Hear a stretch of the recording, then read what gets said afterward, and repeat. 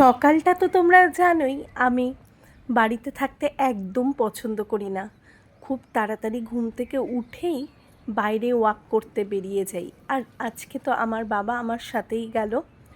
তোমরা তো জানোই মা আর বাবা কলকাতায় এসেছে, তা বাবা এখন আছে মায়ের সাথেই।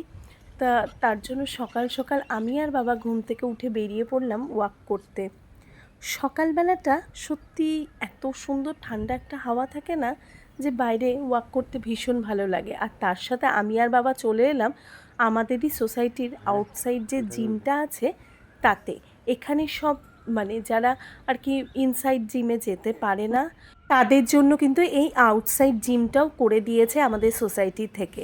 যেরকম ছোট বাচ্চারা বিকেলবেলা হলে এই জিমেই এসে খেলাধুলো করে, অনেক বয়স্করাই আছে যারা কিন্তু এই জিমে এসে একটু এক্সারসাইজও করে নেয় সকাল সকাল।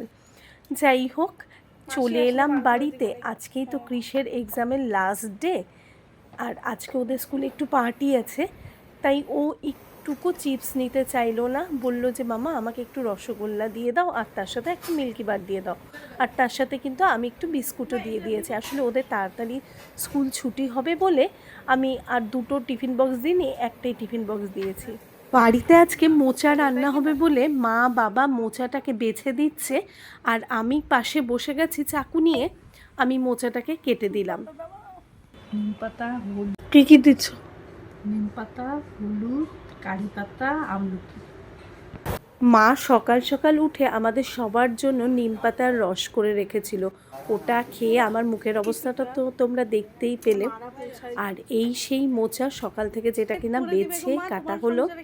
আর আজকে তো কৃষে যেহেতু পরীক্ষা শেষ হয়ে গেল, তাই কৃষের বুকগুলোকেও ওপরে গুছিয়ে তুলে দেওয়া হলো। এই বছরের বুকগুলো আমি রেখে দিই প্রতি বছরই, কিন্তু আমি বুক সহজে ফেলতে চাই না।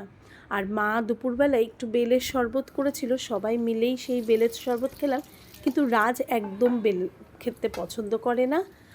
জানো তো, মা দুপুরবেলায় প্রচুর কিছু রান্না করেছিল, মোচার বড়া, মোচার সবজি, লাউয়ের ডাঁটা দিয়ে, মুগ ডাল দিয়ে, আর তার সাথে মাছের ঝোল।